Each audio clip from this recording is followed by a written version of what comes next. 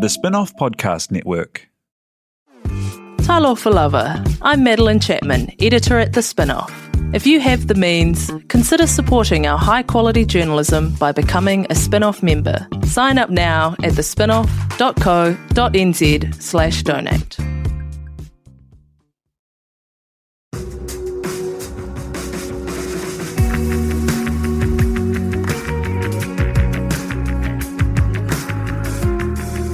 You're listening to Business is Boring, a podcast that reckons it's anything but. Business is Boring is brought to you by Spark Lab, offering inspiration and practical advice to help businesses find their edge. To hear more about Spark Lab, including details about the latest events, workshops, and business tools, visit sparklab.co.nz. And now, here's your host, Simon Pound. Kia ora koutou katoa, and welcome to Business is Boring. You may have seen Orange Skies vans popping up around Aotearoa. The Orange vans provide free mobile laundry and shower services for people experiencing homelessness. The service started in Australia, where in a world first, two 20-year-old mates, Nick Marchesi and Lucas Patchett, installed a couple of washing machines and dryers in the back of their old van and visited parks and drop-in centres to wash and dry clothes for free. The idea started to see if they could help with something practical for people doing it tough, but they soon found that the most valuable thing they offered was a connection and conversation.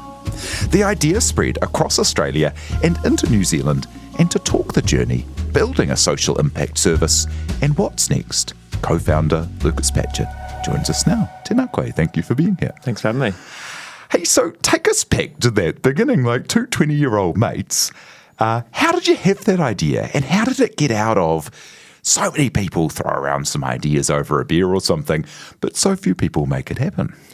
Yeah, Nick and I were lucky enough to go to school together in Brisbane and became best mates through school. And one of the things we really enjoyed doing at school and did together actually was our school ran a food service for people doing it tough. So at the age of 15, we were lucky enough to volunteer on this food van to head out literally a kilometre from where we went to school every day and feed people and cook breakfast for up to 60, 70 people on a morning. And I think for us, especially that first time going out, it really blows your mind that just a kilometre from where we go to school, there's all these people in need and who are using the service and need a feed every morning. And so at 15, that kind of planted this little seed, sparked a lot of curiosity for both Nick and I, and we really enjoyed doing that through school, along with a lot of our mates sort of volunteering and giving back. And finished school, kind of left that part of our life behind us and went into uni and worked full time, and I went travelling and sort of after 7 or 8 months came back, didn't have a job, had no uni on for a couple of weeks, and was ready to jump back in and crack on. And Nick and I caught up for breakfast, and we'd sort of always talked about this idea of recapturing that part of our brain that we used to do to give back, and we really missed that opportunity. And like I said, it was a good way to volunteer with your mates as well. So we're sitting at breakfast and said, why don't we try something else? And Nick had drawn this little sketch of a truck or a van with washing machines in it. Probably it's been sitting in his notebook for about 12 or 18 months. And he said, I've sort of been thinking about this again. I was like, mate, let's do it. Like, there's no time like the present. We don't have kids. We don't have a mortgage. Like, why don't we just give it a crack and see what happens? And then, that sort of started the journey from there of, well, how do we get this van to work? Let's get some machines. Like, the whole journey really kicked off from there, but it was really just well, if we don't do it, who else is going to do it? And let's give it a go. That's so cool. And having had that experience, I mean, a lot of people probably have, a lack of knowledge or a lack of understanding and fear, or they've trained themselves to ignore homelessness and issues around housing supply and people living rough, and they only notice it when something's really out of control, right? And so have fear around it. How have you gone with being able to help bring more people in to understand and have that kind of empathy and understanding that you had? Yeah, I think homelessness is such a complex and challenging issue, and people can really struggle with it, or they'll just sort of close their eyes and ignore it until it is really in their face. And I think that people often say after they go traveling or they see it a lot in a place like San Francisco or Los Angeles or whatever it might be, but actually there's a heap of people struggling in our own backyard. There's 116,000 people in Australia. There's over 42,000 people here in New Zealand, and that's such a broad range. It's not just the person you might walk past on your walk from the train station. It's actually people who don't have guaranteed accommodation, people in crisis accommodation, people who are couch surfing, people sleeping in cars and temporary squats and those sorts of things. It's this really broad range of issues. There's no one single reason that people get there. There's so many different ways that people get there, but also there's a lot of research and information about, most people are only a couple of steps away from homelessness. So it's about how we bring people on that journey, but also find a really tangible and practical way to help. And I think that's been part of Orange Sky's success. It is this really challenging, broad issue that a lot of people really struggle to get their heads around. But if we can help in one little, really simple way, give people an opportunity to engage just for a couple of hours a fortnight or a week, and that can make a big difference in someone's life. And I think that's one of those first steps that we can help to provide that support and to start educating people and bringing people on that journey as well. So, yeah, it's definitely a long way to go, but it's a start, definitely. And how did you go about getting started? Like, did you just have a van and chuck some machines in and just go turn up? Pretty much. we had an old van that Nick and I ran a different project out of, and we sort of said, this is a better idea. Let's give this a go. And so we knew we need some serious washing machines. We weren't just going to go to the local electronics place and buy some. So we found this washing machine supply company and who supplied commercial machines, and we reached out, and they were talking thousands of dollars a month in leasing and all these crazy excesses to make sure the machines didn't break. And sort of threw a lifeline out there, said, someone a bit higher up we can talk to about sponsorship. We think this is something that can really help people and can go a long way. And just so happened they were family owned, they were nationwide, but also based in Brisbane. And they agreed to a meeting. Nick and I rocked up, sort of pitched them this idea of, we've got this van, we want to call it Orange Sky, we need some machines, and we'll, you guys are the washing machine experts, and let's give it a go. And they're like, machines will never work in the back of a van, and who is actually going to wash and dry their clothes in a park? Like, that doesn't really make sense. And we sort of convinced them and maybe just talked them into it after a fairly long meeting, and they eventually agreed, and they agreed to give us 2 washers, 2 dryers. We then said, well, all right, well, how are we going to make this work? And so we had this van, we stripped it all out, we took everything out of the van, and we rocked up about 4 or 6 weeks later after the machines, they'd said, the machines have arrived, come grab them. I'm like, oh, cool. So we stripped the van out, we drove out, and I followed Nick in my car, and we got there, and we're like, okay, well, here's the van. And then they had the 4 machines in boxes, and they're like, oh, here's the machines. And we're like, oh, aren't you fitting it out? You're the washing machine, laundromat experts. And they were like, no, we're just giving you the machines. You guys need to figure it out. And then it was like, oh shit, all right. So we need to figure out how's it all going to work. And so we had a mate who was a sparky, helped us out with the electricals. We sort of figured out the plumbing, and over a couple of weekends, lots of trips back and forth from the hardware store, and eventually had this van that we thought would work. And so, yeah, it was just a case of giving it a go.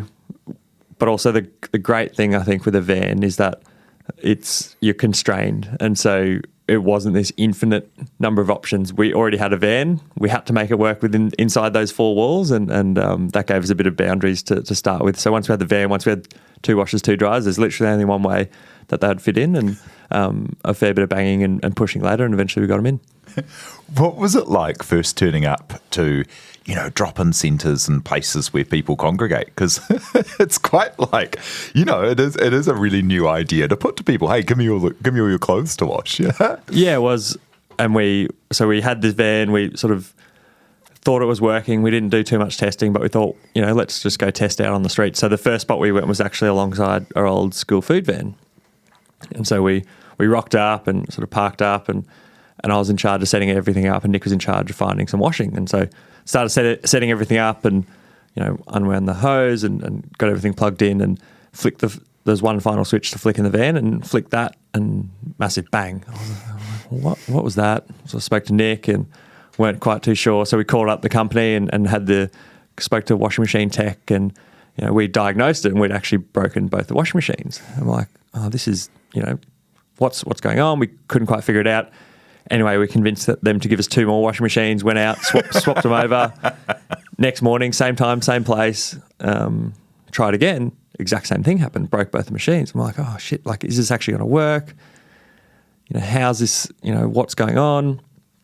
But the kicker was that there was a fella, Jordan, who was there, who'd been there the morning before, and he was like keen to do his washing. And so we'd almost, after the initial, like, we'd rocked up and people were like, oh, what is this van? How's it work? And, people I think in those situations are quite guarded. They've been done over by the system. They, are you from a church? Are you from what organisation? Like, no, we're literally just 2 mates. We're calling ourselves Orange Sky, and we just want to give it a go. And so it was about sort of trying to build up that trust quite quickly, but also with a broken van, it's really hard to sort of build that rapport and those relationships. So 2 mornings, 2 false starts. Third morning, convinced Carolyn, the boss of this company, to give us a couple more machines, and thankfully, and for whatever reason, she agreed and hit the streets and then started washing. And so Jordan was there again the third morning, chucked his T-shirts and boardies in the washing machine. And yeah, we just started washing. And from there, it was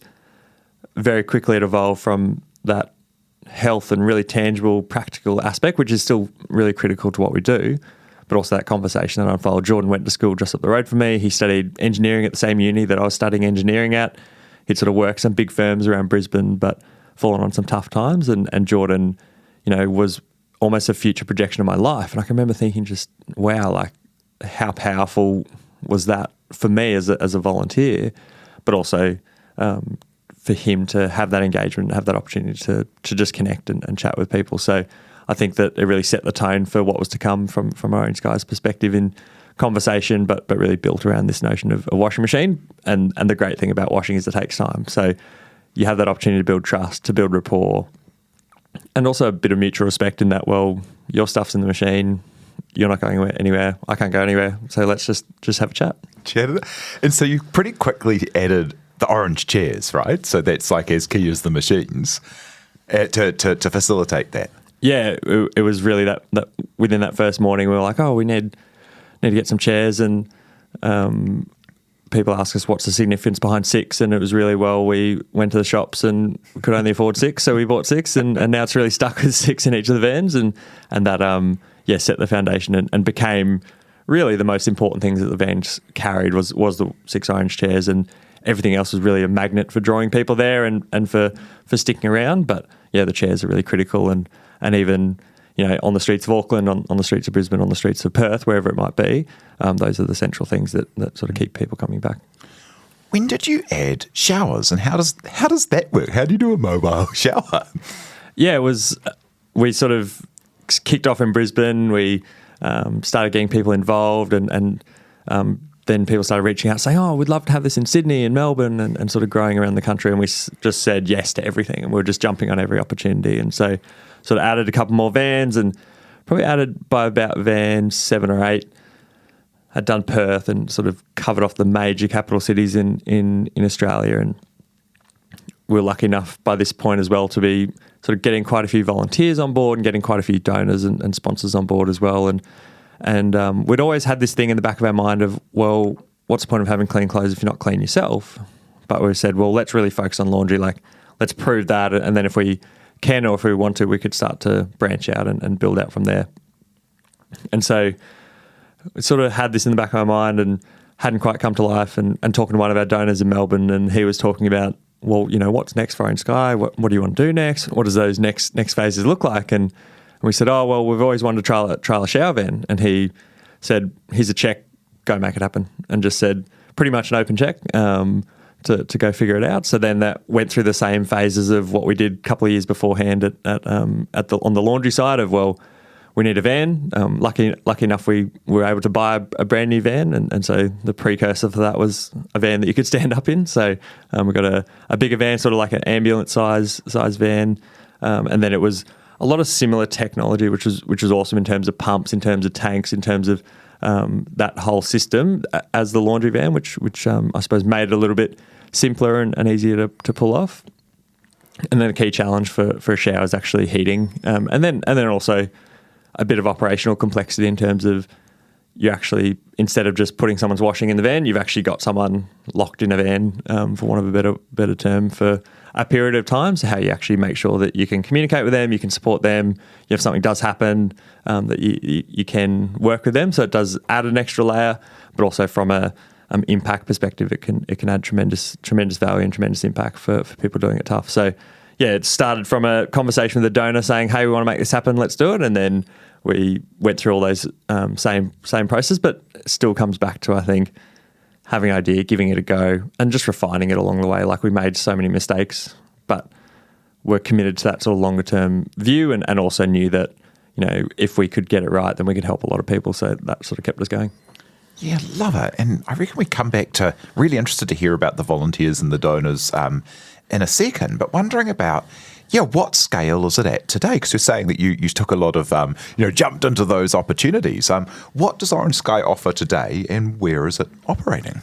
Yeah, so Orange Sky's now got 38 services across 27 locations in Australia, and 4 services across 3 locations here in New Zealand. Van number 5 just touched down, is about to launch in the next couple of weeks. And so what that is now is 2,600 volunteers in Oz, 300 over here in New Zealand. Every week we're doing upwards close to 2,000 loads of washing, close to 250 showers, but most importantly about 2,000 hours of conversation across 330 different locations across Australia and New Zealand. So those are service locations, always in partnership with a local service provider, be it the city mission or be it a food van or just a community centre. And those partnerships are really critical to our success and to our model in terms of our mission of positively connecting people. So it's a much bigger than we ever thought it would get to when we first started, but it's a real privilege to be involved with.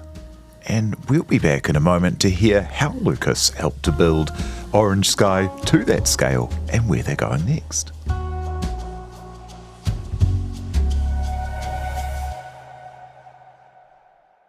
Spark is proud to partner with the Sustainable Business Network and the Climate Action Toolbox. The free Climate Action Toolbox can provide you with simple step-by-step guides to measure and reduce your emissions. Help lead the way to a low-carbon future for New Zealand. Visit sparklab.co.nz/sustainability to find out more.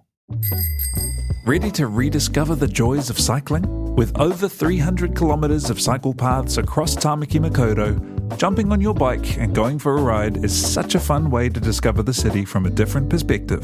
Cycling is getting more and more popular across Auckland, so now's a great time to join the hype and give cycling a go. Head to at.govt/cycling to find your nearest cycleway today. Raising capital or taking your business to the world? Investment Fix has the lowdown on everything you need to make it happen. This season, we're exploring the US market, the opportunities it offers, what it takes to grow a business there, and the best way to approach investors. Join some of the superstars of the investment and business world as they share advice from their time in the US so you can make your mahi count in this massive market. The Investment Fix podcast, brought to you by Invest New Zealand. Tune in today. And we're back with Lucas Patchett of Orange Sky. So that 2,600 volunteers. How do you go about getting the word out, attracting volunteers, making it kind of like a safe and expected experience? Because I imagine there's a lot of unpredictability and randomness that's kind of built with working with people who don't have the things in life that help to make you stable, right? Yeah, it's definitely an element. It's not the entire element. I think, like I mentioned, homelessness has so many shapes and sizes and forms and different reasons why people get there. But ultimately, we're all human. And I think that if you head into it with that mindset, then that can transcend all majority of those challenges that face us and our volunteers. So in terms of getting people on board, it's a combination of heaps of different stuff. It's a lot of stuff through traditional and social media. It's from that base of volunteers that we do have, them roping in their friends and family. It is quite a grassroots thing, but also we can look at things from a national and across Australia and New Zealand, involving some of our supporters and partners sort of brings this whole community together. And I think the really beautiful thing about Orange Sky is that from a volunteering perspective is that you get people from all walks of life out on shift last night here in Auckland. And, you've got one uni student, one person who works full time and a fella who's a dad of two and sort of a bit further on in his career, and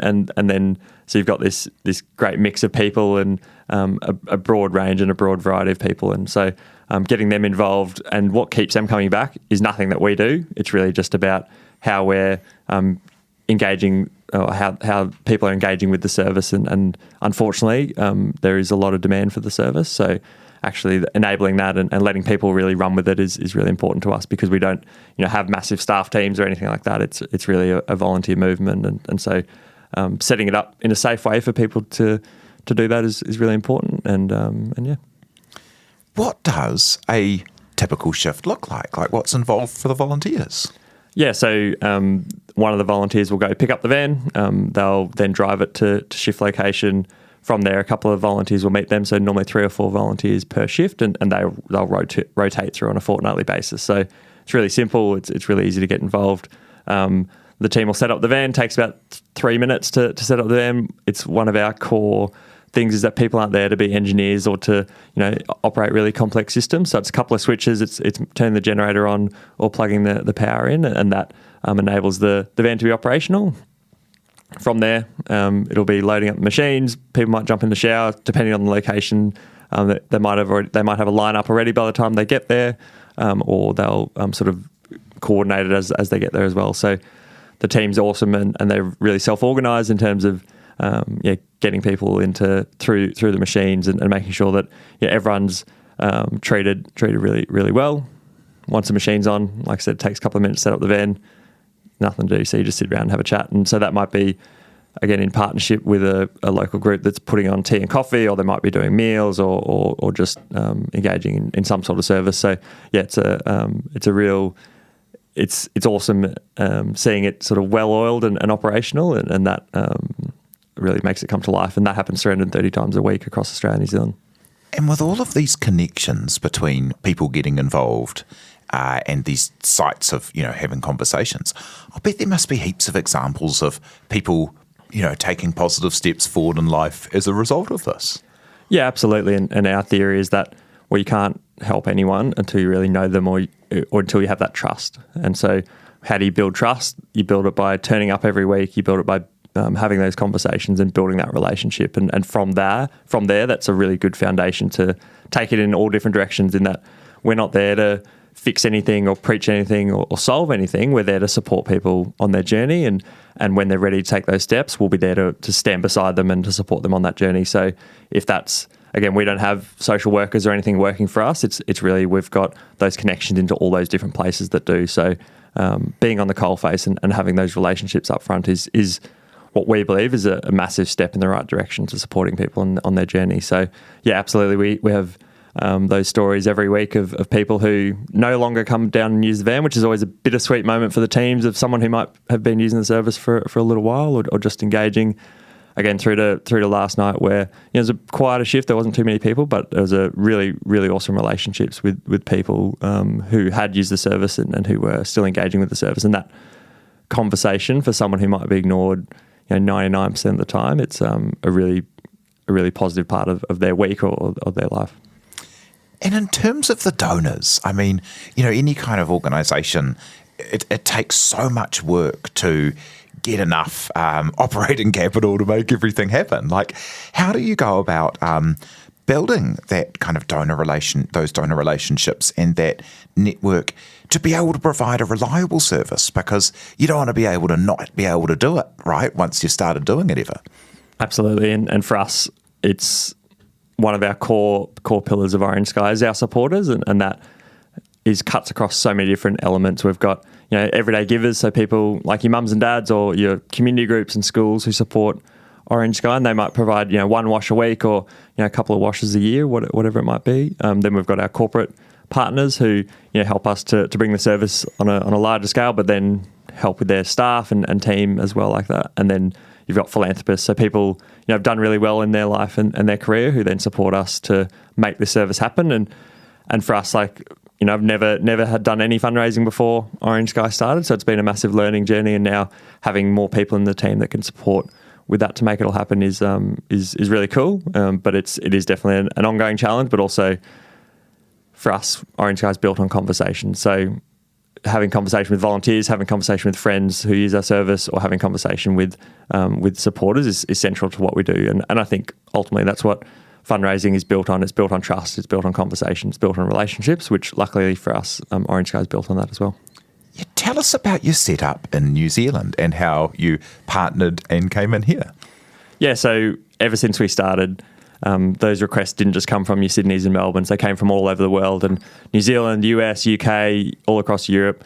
People saying, oh, we'd love to bring this to my city, and how do I do it? And the unfortunate thing for us is that we don't have everything documented. We don't have, big build plans or operational plans or anything like that. So it's really it is quite difficult to share some of that information. And we said, well, why don't we give it a go ourselves? And in the same way that we started, why couldn't we start up in New Zealand and use that as a bit of a testing site for what would further international expansion look like?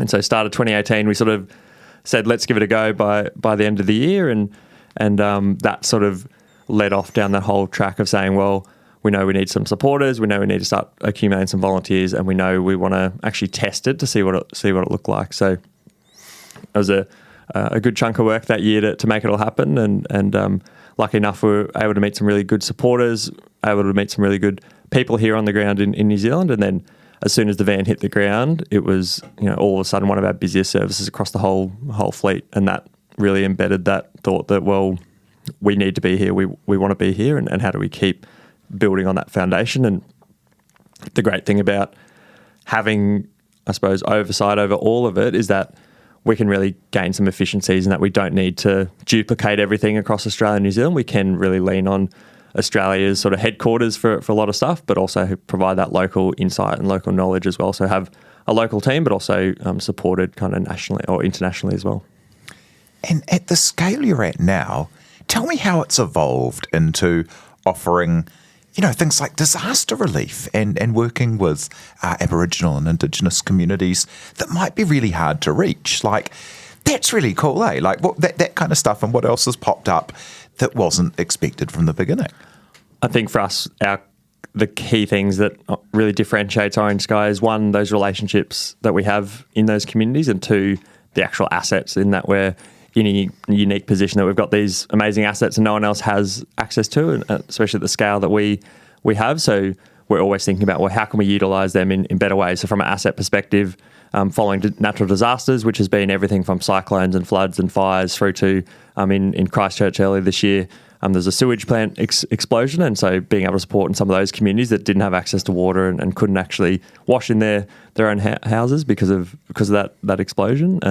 So that sort of, from an asset perspective, through to operating now in remote Aboriginal communities in Australia, and that some of the rates of things like scabies, trachoma, rheumatic heart disease are in epidemic proportions across Australia in these communities, and they don't exist in any other developed country at the scale that they do in Australia. So for us, access to laundry and hygiene services is really difficult for people in those communities. So Orange Sky can play a part in that, which has been another massive part of the journey. And we've now got 10 services across First Nations communities in Australia, which is so cool to be able to utilise the vans in those ways through then those relationships. So for us, how do we use our van to provide more support to people, to provide better support? We have had people coming out giving haircuts. We've had people out on our vans giving COVID vaccines. So it's really that foundation that we can use to bring people in to further support people on their journey as well. And that really knows no bounds in terms of how we can bring people into that community support. And it's been a pretty quick run to build to a scale to be able to do that, really, in the term of time, hey? Like, you started in about 2014, and yeah, wow. When did you know that, it was working, and is there anything you wish you'd kind of known earlier in your journey?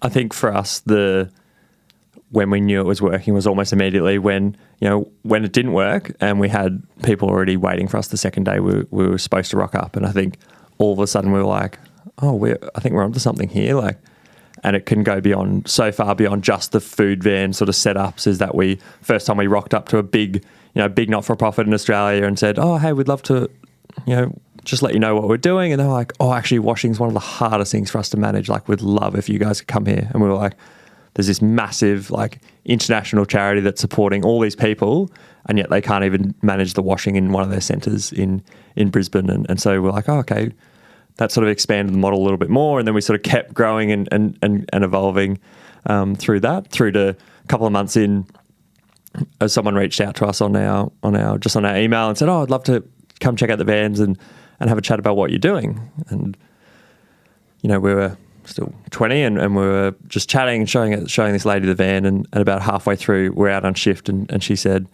oh, what do you guys want next? And we're like, oh, I want a second van. And she pulled out a check and literally wrote us a check and said, go build a second van. And we were like, all of a sudden our minds were, I think, blown of that, how could someone be this generous so quickly and really make this happen? I think that was then, we almost had this obligation or commitment to expanding, to growing and to helping more and more people. And like I said, we jumped on every opportunity, we said yes, and that sort of avalanche of momentum just really started to grow and to build. And now it's about how do we keep that momentum going, but also scale in a really sustainable way. Yeah. Where do you see it going next? For us, we did like the grown-up thing maybe a couple of years ago throughout COVID and said, oh, let's look at our 5-year strategy and 5-year plan. But essentially what it boiled down to is how do we help more people? So we want to triple our impact over those 5 years. And we're about halfway through that now to helping 40,000 people in a couple of years' time in 2025. And that doing that and doing it at a scale, so it's continuing to scale, it's continuing to grow, but also harnessing that magic of Orange Sky, which is around innovation, which is a bit of a buzzword, but it's really that idea of having an idea, giving it a go, and then continually refining it and helping more and more people. So we're converting all of our vans to solar and battery power now that we've found a way to be able to do that. We're testing different asset models, so we're actually operating out of laundromats and out of fixed models in smaller communities that can't actually support a van from a volunteer and from a financial perspective. So sort of trialling all these different options and models to help us to scale and to help more and more people, which has been an awesome journey over the last little while. And then in terms of even beyond that, it's about how do we harness those connections, those relationships in that, we've got 330 spots a week that volunteers and friends come and converse every single week. In a couple of years' time, that's going to be up to 500. And so we're in a really unique position then to how do we capture that data? How do we keep building on that trust? How do we, start to look at themes and look at, how can we actually help people more? And I think that's a really unique and awesome position to be in, that we're building this foundation of connection and relationships. And then we have an opportunity over the coming years to actually really make an impact on homelessness in terms of supporting people on their journey, in terms of getting people out of the cycle, in terms of actually just making that journey a little bit easier in the time that they are in it, but building resilience in some of those communities as well. So yeah, long-term, like Orange Sky ideally doesn't exist, but for now, how do we make the most of it and how do we make the biggest impact on homelessness? What advice would you have for someone who maybe does see a big problem? Like, it seems like it's so obvious, right, someone to be doing it, something like this. But then you look into it and it's not being done. And even the great big non-profits, as you said, were finding it hard. Like, what advice would you have for someone who does see a big problem and is wondering about jumping in and trying to fix it or help? Yeah. I've said it a few times, and it's one of our values at Orange Skies, gives things a crack. And it's actually, how do you start small, give it a go, and then if it works, really double down, keep building on it. If it doesn't, actually iterate, change, and either keep evolving it and stop doing it, or keep evolving it until it does work. And I think that notion of giving it a go and refining it is really important. So if you do have an idea, there's always ways to start small, to test small, and you don't need to have millions of dollars or all this time. You just need to find a way to start. And as a really live example in New Zealand here, the fella who helped bring us over, he actually was running shifts out of a laundromat in Auckland, in Manurewa, and he was, just because he was he was concerned about homelessness in his own backyard, and he thought that washing was a really tangible way to help. And so he'd started doing this, then stumbled across Orange Sky, reached out and said, hey guys, I love this, can we have a go? And Eddie became central to Orange Sky's success over the last 4 years, but that started so small, cost $10 to do a load of washing at the laundromat, and that's a really easy way to start testing something like this, to then grow into a bigger and more expensive van and full organisations built around this. So yeah, start small, give it a go, and just keep refining it. For anyone listening, how can they get involved and help out? So easiest way is just to tell someone about it and share a little bit about the Orange Sky story. Like I said, we're built on conversation, so that's really, really important. Also to volunteer, jump on board. You don't need to be a washing expert or a shower connoisseur. You just need to have a bit of time and want to give back in your community. And thirdly is through donating. So $26 here in New Zealand to deliver someone a safe hot shower and a load of washing, and that can be all done on the website, which is orangesky.org.nz. Yeah, love it. And as a final thought, what will success be for you and for Orange Sky? Ultimately, like I said before, it's for Orange Sky actually not to exist in that. How do we, ideally there are no people that we need to support from a homelessness perspective, but also the great thing for us is that we can be responsive, we can be agile. So things like loneliness, which is in epidemic proportions, not just in homelessness, but across the whole world at the moment. And that's a key pillar that Orange Sky leans into in terms of conversation and building relationships. So how do we continue to lean into that? So from a success perspective, it's continuing to support people through whatever journey they're going on. It's leaning on those two key elements that we have, which is our chairs and those relationships, and the vans being really unique as well. So I think that sets us up to take it in so many different directions. But in the short term, it's continuing to support people, helping 40,000 people in 2025, and just engaging as many people in the Orange Sky journey as possible. Yeah, magic. Well, thank you so much for coming and sharing the story today, and can't wait to see where you take it next. That's Lucas Patchett, co-founder at Orange Sky. Thanks for having me. Thank you to Lucas, to you for listening, and for everyone who helps make this happen, like our producer, Samuel Robinson. Do follow Business is Boring wherever you get your podcasts, and be sure to rate and leave a review if you like what we do. E nohora. From the Spin-Off Podcast Network, that was Business is Boring, brought to you by SparkLab. Make sure you're following Business is Boring wherever you get your podcasts. And for more information on SparkLab, visit sparklab.co.nz. K-pop to me means more than just listening to music. It's learning to be myself. The Spin-Off's new documentary, K-Pollies, follows 3 Pacific youth obsessed with K-pop. In a one-off documentary, see what they've found in Korean pop culture and how they bridge it with their own.